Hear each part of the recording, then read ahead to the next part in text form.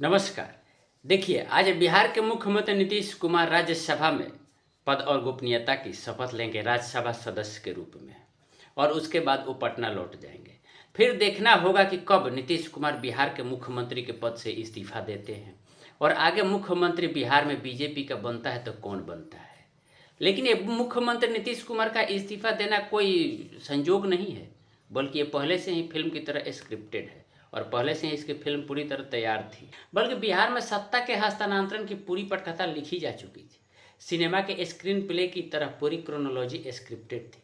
कब और कहाँ क्या होगा, जगह और तारीखें भी तय, बस खरमास के खत्म होने का इंतजार था। 10 अप्रैल से लेकर 15 अप्रैल तक पूरी तस्वीर सामने आ जाएगी। बीजेपी नेतृत्व की तरफ से हमेशा ही सरप्राइज दिया जाता है, लेकिन बिहार के मामले में ऐसा होने की कम ही संभावना लगती है। मुख्यमंत्री, उप मुख्यमंत्री और महत्वपूर्ण विभागों का बंटवारा भी मोटे तौर पर तय हो चुका है। फिलहाल बीजेपी की तरफ से कुछ भी ऐसा वैसा नहीं होने जा रहा जो जेडीयू नेताओं और कार्यकर्ताओं के लिए परेशान करने वाला हो। कमान बदलने की नींव तो तभी रख दी गई थी जब विधानसभा चुनावों के बाद सरकार बनी थी। बिहार सरकार में गृह विभाग छोड़कर नीतीश कुमार ने जो संकेत दिए थे, समृद्धि यात्रा में बार बार कन्फर्म करते रहे। करीब करीब वैसे ही जैसे लोकसभा चुनाव से पहले एनडीए में लौटने के बाद बताते रहे कि आगे से कहीं नहीं जाएंगे। 8 मार्च को निशांत कुमार का जेडीयू में शामिल होना भी स्क्रिप्ट का ही हिस्सा था, और अब उनके नीतीश कुमार की विरासत का एक हिस्सा देकर सर्वमान्य नेता बनाए जाने की प्रक्रिया चल रही है। निशांत को एक हिस्सा इसलिए क्योंकि एक हिस्सा तो बीजेपी के खाते में ट्रांसफर होना है और बीजेपी के मुख्यमंत्री के रूप में सामने आना है। पूरे मन से कहें या बेमन से, नीतीश कुमार के उत्तराधिकारी का फैसला तो पहले ही हो गया था। बचे हुए वक्त में आजमाने की कोशिशें हो रही थी। आखिरकार नीतीश कुमार भी सियासत के उसी जमात में शामिल हो गए जिसमें कहा जाता है कि वारिस तो बेटा ही होगा।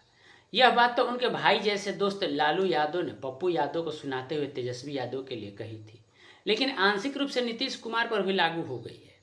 आंशिक रूप से इसलिए क्योंकि बेटा होने के बावजूद सिर्फ निशांत कुमार ही नीतीश कुमार के उत्तराधिकारी नहीं होंगे। निशांत कुमार उत्तराधिकार में हिस्सेदार भर होंगे। नीतीश कुमार के सुशासन की विरासत वाला हिस्सा बीजेपी के खाते में जाएगा। हाँ, निशांत कुमार को डिप्टी सीएम बनाकर सुशासन में भी पार्टनर बनाया जा सकता है। निशांत कुमार के पास संपत्ति के अधिकार की तरह नीतीश कुमार के अनुभवों से अभिसिंचित जनता दल यूनाइटेड की कमान भी होगी। जेडीयू के एक सूत्र के हवाले से इंडियन एक्सप्रेस ने लिखा है कि निशांत कुमार वरिष्ठ नेताओं, साथियों, विधायकों, जेडीयू पदाधिकारियों और जमीनी कार्यकर्ताओं के साथ लगातार और सक्रिय रूप से संवाद कर रहे हैं।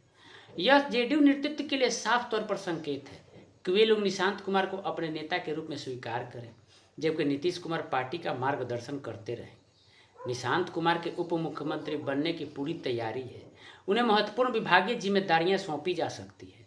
अपनी वसीयत में सुशासन वाला हिस्सा किसे मिलना है, नीतीश कुमार समृद्धि यात्रा के दौरान बार बार बताते रहे। समृद्धि यात्रा में डिप्टी सीएम सम्राट चौधरी भी पहले के कार्यक्रमों की तरह साथ साथ ही चल रहे थे, लेकिन अब उनको ज़्यादा अहमियत मिलने लगी।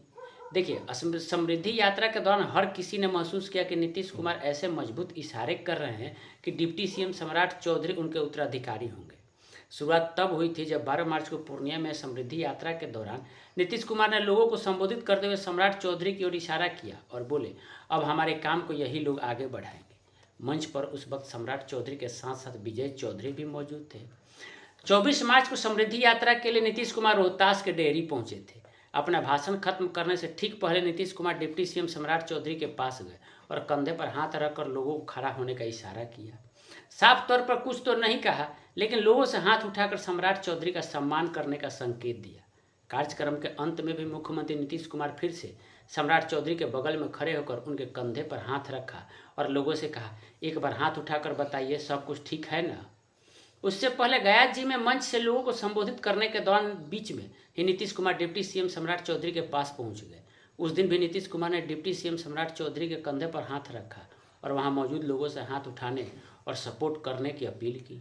नीतीश कुमार ने कहा, बिहार बहुत आगे बढ़ेगा और लोगों से मुखातिब होकर बोले, आप हाथ उठाइए, मैं आपको बधाई देता हूँ। जब इतना सब हो चुका है तो कयास लगाने या जानने समझने के लिए बहुत कुछ बचा तो है नहीं। फिर भी जब तक आधिकारिक घोषणा न हो जाए, बातें हैं, बातों का क्या। बिहार बीजेपी का अध्यक्ष बनने के बाद सम्राट चौधरी ने नीतीश कुमार को मुख्यमंत्री पद से हटाने के लिए कसम खाई थी। तब नीतीश कुमार महागठबंधन के मुख्यमंत्री हुआ करते थे, लेकिन लोकसभा चुनाव से पहले नीतीश कुमार ने पलटी मारी और एनडीए के मुख्यमंत्री बन गए और बीजेपी सम्राट चौधरी को नीतीश कुमार का डिप्टी सीएम बना दिया। विधानसभा चुनाव के दौरान प्रशांत किशोर ने सम्राट चौधरी पर तरह तरह के आरोप लगाए, लेकिन कोई फर्क नहीं पड़ा। बीजेपी को तो छप्पर फाड़ सीटें मिली ही, सम्राट चौधरी भी जीते, फिर से डिप्टी सीएम बनाए गए, लेकिन एक महत्वपूर्ण जिम्मेदारी भी मिली। सम्राट चौधरी नीतीश कुमार के लौ कुश समीकरण में फिट बैठते हैं। बीजेपी को नीतीश कुमार के सुशासन वाली विरासत पर पूरी तरह काबिज होना है और पूरी रणनीति उसी हिसाब से बनाई गई है। 10 अप्रैल को राज्यसभा सदस्य के रूप में नीतीश कुमार शपथ लेंगे और उसी दिन बीजेपी अध्यक्ष नितिन नवीन की अध्यक्षता में एक अति महत्वपूर्ण मीटिंग बुलाई गई है। दिल्ली की बैठक में बीजेपी के सारे दिग्गज शामिल होने वाले हैं। बिहार बीजेपी अध्यक्ष संजय सरावगी, डिप्टी सीएम सम्राट चौधरी, डिप्टी सीएम विजय कुमार सिन्हा, केंद्रीय मंत्री नित्यानंद राय, संजय जायसवाल, भिखू भाई दलसानिया, नागेंद्र दिलीप जायसवाल और मंगल पांडे। दिल्ली की मीटिंग के बाद नीतीश कुमार पटना लौट जाएंगे। खबर है कि 15 से 20 अप्रैल के बीच नई सरकार कामकाज संभाल लेगी। नीतीश कुमार पटना में बने रहे, 7 सर्कुलर रोड के मार्गदर्शक मंडल से आशीर्वाद रूपी दिशा निर्देश देते रहेंगे। अब आगे देखिए क्या क्या होता है। बाकी आप किसे मुख्यमंत्री देखना चाहते हैं और इस खबर पे आपकी क्या राय है, आप हमें कमेंट करके ज़रूर बताएं।